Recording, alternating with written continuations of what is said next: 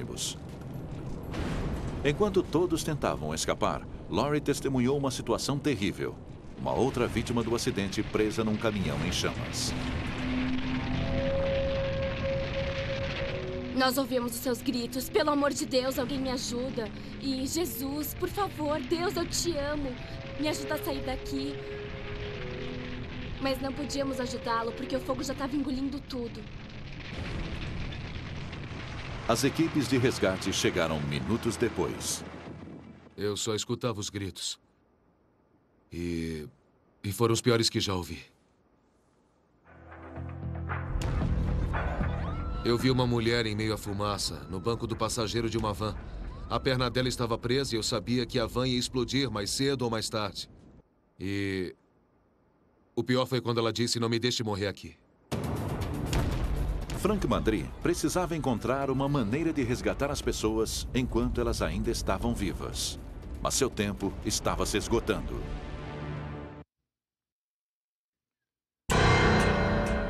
Numa tarde de março, com muito vento, 12 veículos bateram e provocaram um grande engavetamento na Interestadual 40, produzindo várias explosões.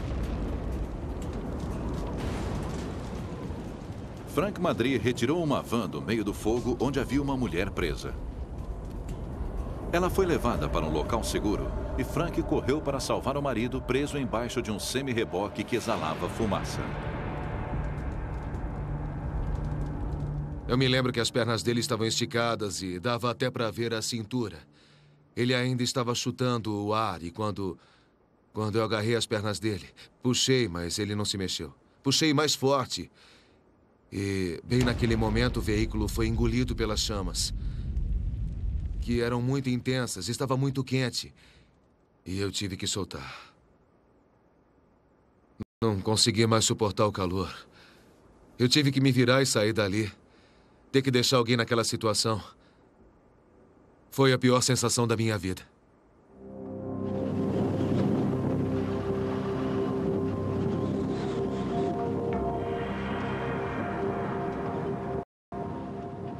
Quando o investigador de polícia Jeff Vick chegou ao local 1 hora após o acidente, encontrou uma massa de metal derretido no lugar de carros e caminhões. Quando eu cheguei no local, eu vi uma situação deprimente. Me lembrou o filme Na Estrada para Bagdá. Havia fogo e fumaça por todo lado. O vento soprava muito forte, levantando poeira. Parecia um pedaço do inferno.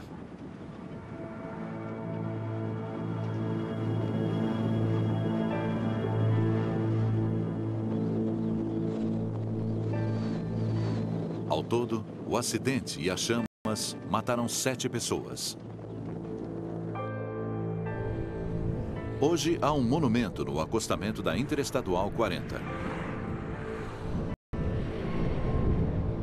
Para a maioria das pessoas que passa por aqui, este é só um lembrete de mais um acidente rodoviário. Mas para outros, é pessoal. Essas pessoas eram irmãos, pais, tios, irmãs, mães. Representavam alguma coisa na vida de outras pessoas, mas se foram. E isso faz você pensar.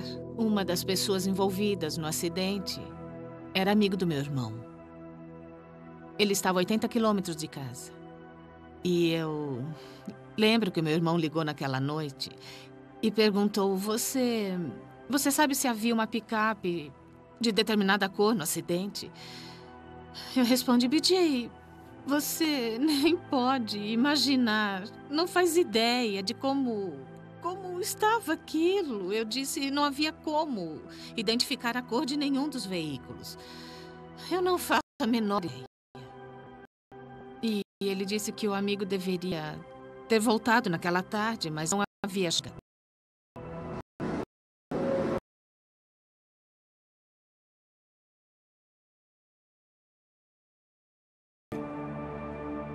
Este entulho, perto do memorial, é parecido com o entulho do local do engavetamento.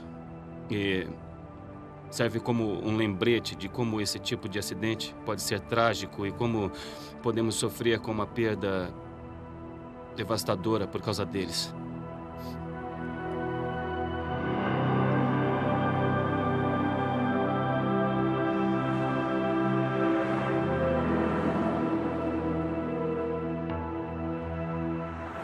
A Comissão de Segurança dos Transportes determinou que a provável causa do acidente foi o uso de chama aberta em meio à ventania pela equipe de manutenção da Union Pacific.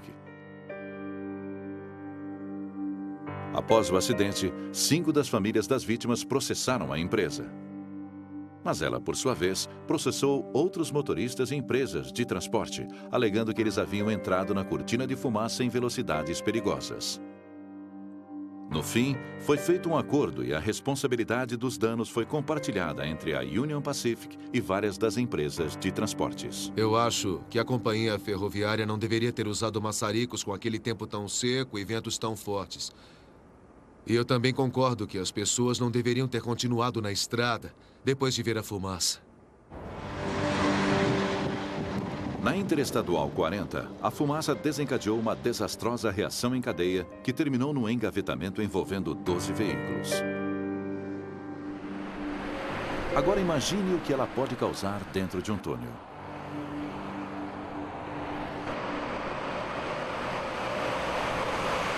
Na Europa, uma rede de centenas de túneis escavados sob montanhas íngremes funcionam como artérias comerciais e turísticas.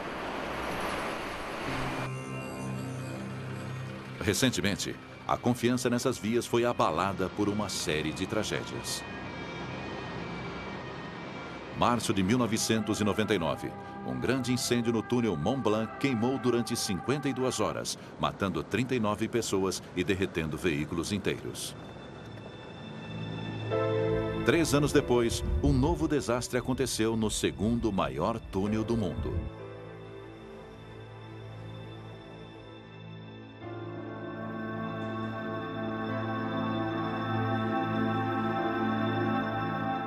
Com quase 18 quilômetros de comprimento, o túnel Gotthard é uma conexão rodoviária essencial entre a Itália e a Alemanha.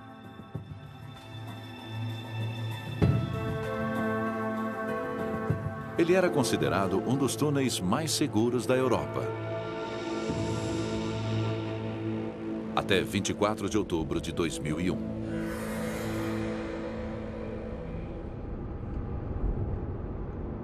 Naquele dia, Nadia Wise iria para o sul para comemorar seu aniversário com a mãe e o cão de estimação. Ela se preparou para a longa viagem pelo túnel. Minha mãe sempre teve medo do túnel há muitos anos. E naquele dia, quando entramos ali, ela virou para mim e disse... ela disse, parece loucura, mas hoje eu me sinto um pouco mais tranquila dentro desse túnel. Nadia estava um pouco atrás de outro motorista, Urs Lutz, quando eles se aproximavam do último quilômetro do túnel. Pessoalmente, eu sempre me alegro no final de um túnel porque eu não gosto muito de dirigir dentro deles. Eu fico o tempo todo verificando quantos quilômetros ainda tenho a percorrer. Quando eu vi que só faltava 1 quilômetro, eu fiquei muito feliz porque o túnel estava quase terminado. Na direção oposta, Oliviero e Kirsty Toscani haviam planejado pegar a passagem pela montanha em vez do túnel. Mas Oliviero havia perdido a saída. Eu perdi a saída certa e, de repente, eu vi que estava na entrada do túnel. Mas havia um pequeno problema. Estávamos num carro conversível, estávamos num Porsche.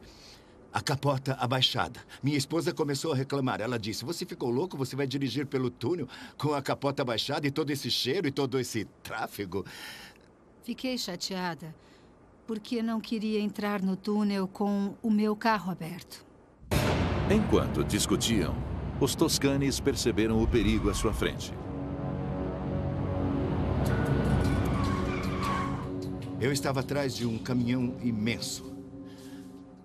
Minha esposa estava reclamando, eu estava observando o caminhão, ele estava dirigindo de um jeito muito estranho.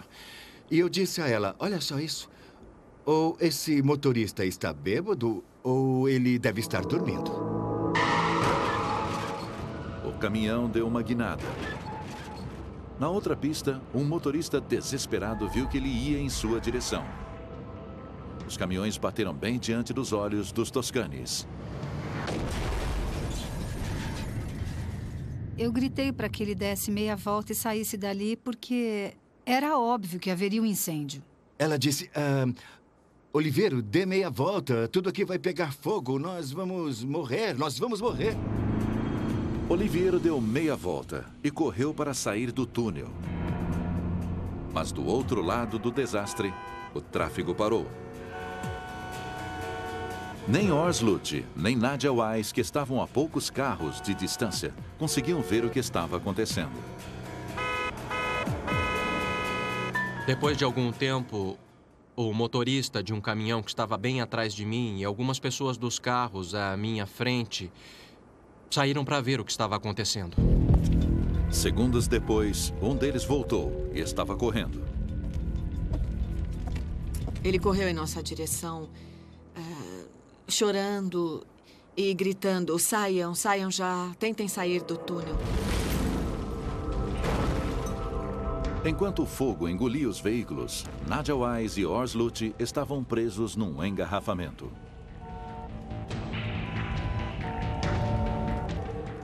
Eu abri a porta de trás do carro para tirar o meu cachorro e eu vi uma onda vindo em nossa direção, enchendo o túnel, uma onda negra.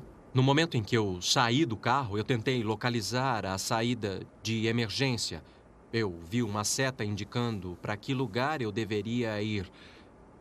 Assim que eu comecei a correr naquela direção, eu vi uma onda de fumaça vindo como uma avalanche. A onda de fumaça enchia o túnel e as pessoas lá dentro teriam menos de um minuto para sobreviver.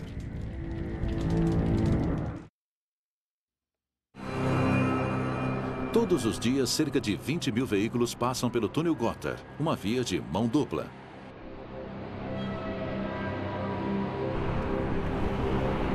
Segundo o investigador de polícia Andrea Quattrini, os veículos correm mais riscos em túneis desse tipo. No túnel St. Gotthard, o tráfego corre em duas direções. Não há nada que separe as duas pistas, aumentando as chances de um carro bater de frente com o outro. Foi o que aconteceu em outubro de 2001. Como não havia uma divisão, o caminhão que perdeu o controle mudou de pista e bateu em outro caminhão.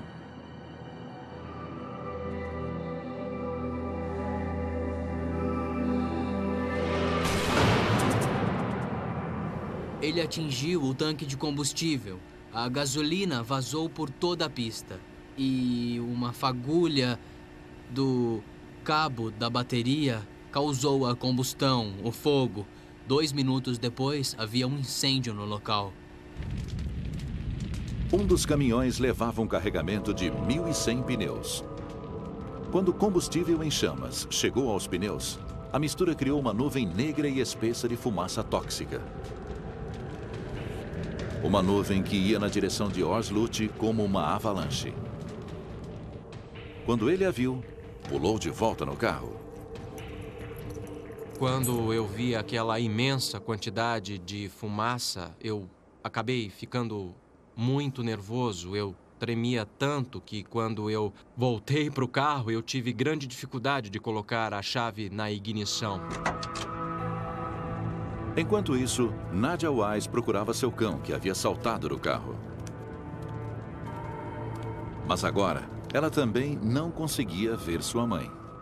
Eu a ouvi me chamar 1 ou 2 vezes, mas depois a gritaria no túnel ficou tão grande que era muito difícil de ouvir. Quando ligou o carro, Ors Lute ouviu os gritos de uma mulher procurando a filha. Era a mãe de Nadia.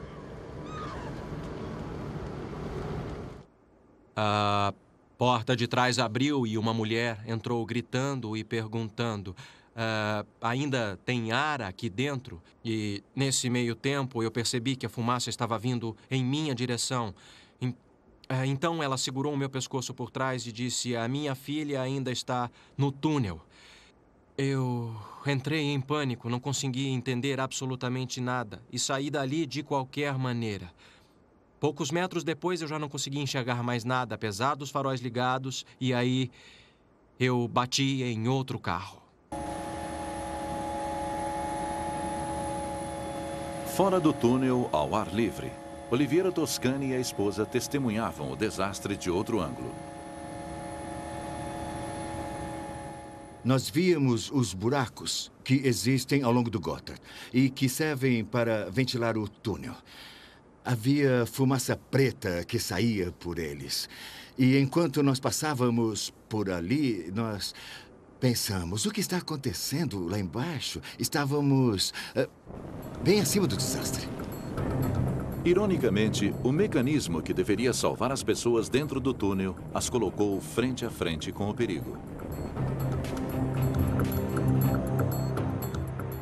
No túnel Gotthard, o ar é sugado por centenas de ventiladores e expelido nos Alpes através de 4 conjuntos de poderosas chaminés.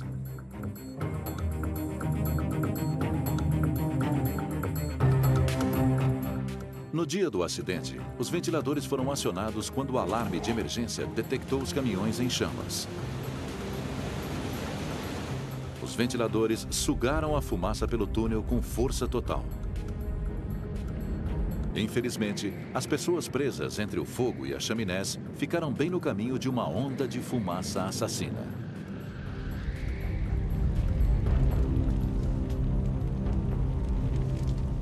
Era uma coisa negra, não parecia fumaça, era espessa. Em meio àquilo tudo, você ouvia pessoas chorando, gritando, você ouvia explosões. Eu tentei encontrar a saída de emergência, eu chamei a minha mãe e o meu cachorro, mas depois da 5ª ou da 6ª vez, você não consegue mais respirar, por isso eu parei de gritar. Oslut tentava sair do túnel levando junto a mãe de Nadia. Ela saiu do carro desesperada, dizendo, não, a minha filha está aqui dentro, eu preciso encontrá-la. Eu disse novamente que ela deveria seguir pelo lado direito do túnel, onde ficava a saída de emergência. Eu disse que ela tinha que ir e eu a deixei, ou ela acabou saindo sozinha, eu não consigo me lembrar direito. O oxigênio estava acabando e a única esperança para as pessoas perdidas na fumaça era uma das 74 saídas de emergência do túnel. Elas desembocam num túnel de fuga paralelo que leva para fora do Gotthard. Os sinais indicam onde fica a saída de emergência mais próxima, mas eles ficaram invisíveis em meio à fumaça. A única chance era ir andando e tateando a parede até achar um espaço vazio. E isso indicava que a pessoa havia finalmente encontrado a saída de emergência. Esta é a separação entre a vida e a morte. Quando a porta da saída é aberta, a pressão mantém o gás fora, mas deixa a pessoa passar.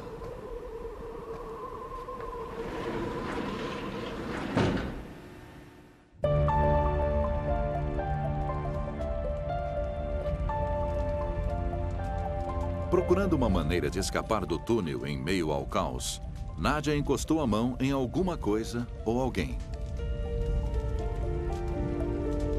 Eu estava procurando o caminho, estava escuro e eu senti que havia encostado num ombro. Minha mãe é uma mulher pequena e eu sabia que tinha que ser ela, que aquela pessoa era minha mãe, porque foi muito especial.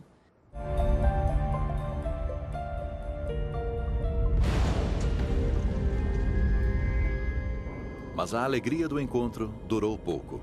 Nadia sabia que ambas corriam perigo. Eu peguei minha mãe e aí a levei na direção da parede onde eu esperava encontrar a saída de emergência. Mas não conseguíamos encontrar a tal saída de emergência. O tempo de Nadia, de sua mãe e de todos que ainda estavam no túnel Gotthard estava se esgotando.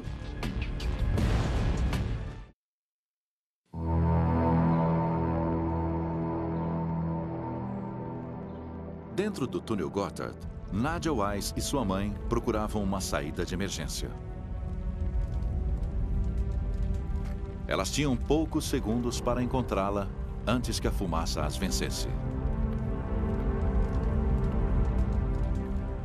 Naquele momento, um homem abriu a porta de emergência que dava para o outro túnel e pudemos ver onde ela estava.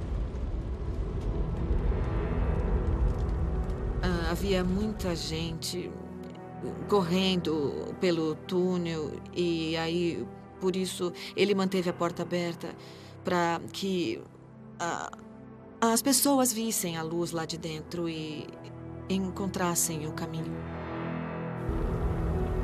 Era o mesmo motorista que havia gritado para que eles saíssem do túnel. Urs Lute acredita que esse homem salvou sua vida e a de muitas outras pessoas. Na verdade, eu acho que não teria conseguido encontrar a saída de emergência e também não teria conseguido abrir a porta em meio a toda aquela fumaça numa situação tão terrível e tão estressante quanto aquela. Enquanto os sobreviventes fugiam pelo túnel de emergência, Nadia percebeu que havia perdido seu cão. Eu imaginei que estava segurando minha mochila e aí foi uma coisa muito louca. E aí, bom, mais tarde eu vi que era a coleira do meu cachorro, era isso que eu estava segurando. As equipes de resgate só conseguiram entrar no túnel para procurar os desaparecidos e os mortos no dia seguinte.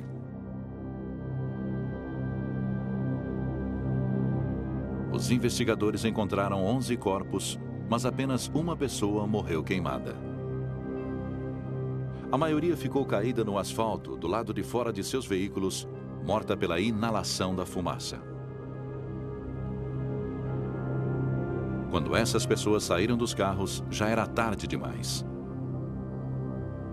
Os sobreviventes queriam saber o porquê.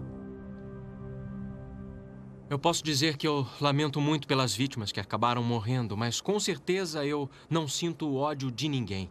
Há momentos em que eu me pergunto por que não houve mais investimento em segurança. Talvez sim, esse fato me deixe com muito ódio.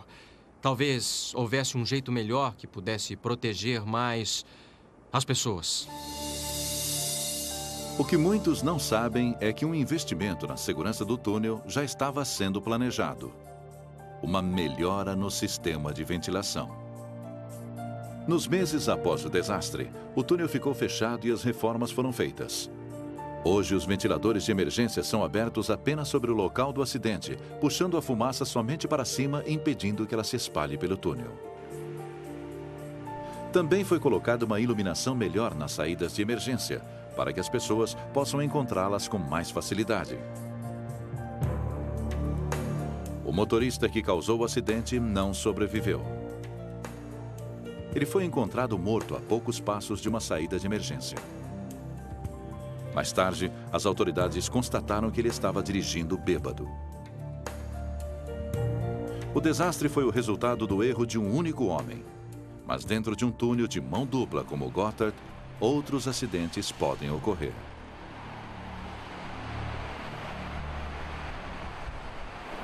Essas tragédias podem acontecer a qualquer momento.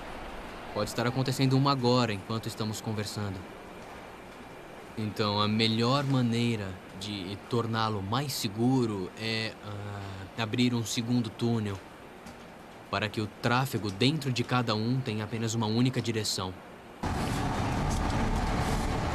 Em todo o mundo, túneis antigos representam um perigo cada vez maior. Alguns túneis norte-americanos, incluindo o Holland e o Lincoln, em Nova York, têm pistas de mão única e, em caso de acidente, não há como escapar. Não há porta de segurança, nem um túnel paralelo de evacuação. Se algo assim ocorresse, não haveria como retirar uma grande quantidade de pessoas presas no túnel que poderiam ficar isoladas devido ao gás tóxico, incêndio e fumaça. Na Suíça, as autoridades sabem que os riscos continuam aumentando, assim como o tamanho da frota nas estradas. Por isso, foram investidos 7 bilhões de dólares em segurança. E uma grande rede ferroviária subterrânea foi construída, cujo objetivo é transportar carga e passageiros, tirando-os das rodovias. Alguns especialistas gostariam de ver esse exemplo ser seguido nas estradas norte-americanas. Nos últimos 30 anos, o número de carros e caminhões que percorrem as rodovias dos Estados Unidos quase dobrou. O prognóstico do movimento da frota de carga nos Estados Unidos hoje é de que teremos um aumento de 50% em tráfego e tonelagem no ano de 2020. Isso é inconcebível. Onde você vai colocar todos esses caminhões? A resposta é nas estradas, junto com os carros. Sem uma alternativa mais segura, mais carros e mais caminhões correndo causarão mais acidentes em massa. Os sobreviventes do engavetamento da Interestadual 40 no Novo México e do incêndio do túnel Gotthard na Suíça sabem que tiveram sorte em sobreviver.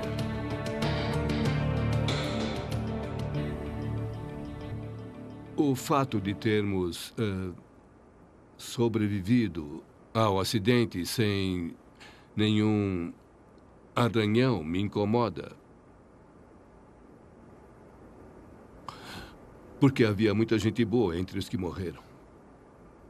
Sempre que eu passo por algum túnel e sempre que eu vejo algum acidente ou vejo algum desastre, eu acabo me lembrando daquele dia e também penso no que aconteceu. Tudo aquilo volta à minha mente e eu me sinto muito agradecido por ainda estar vivo, por ter recebido uma segunda chance. O acidente faz parte da minha vida e da vida de todos que estavam ali e sobreviveram. A única coisa que você pode esperar de um evento como este é que as pessoas aprendam com ele. Enquanto as estradas e túneis não conseguirem acompanhar o crescente volume de veículos, a melhor coisa que os motoristas podem fazer é dirigir com cuidado. Uma rodovia não é um local seguro. Mas eu acho que você pode ser levado a acreditar ao contrário. Você precisa estar atento a todo momento, porque numa rodovia tudo pode acontecer.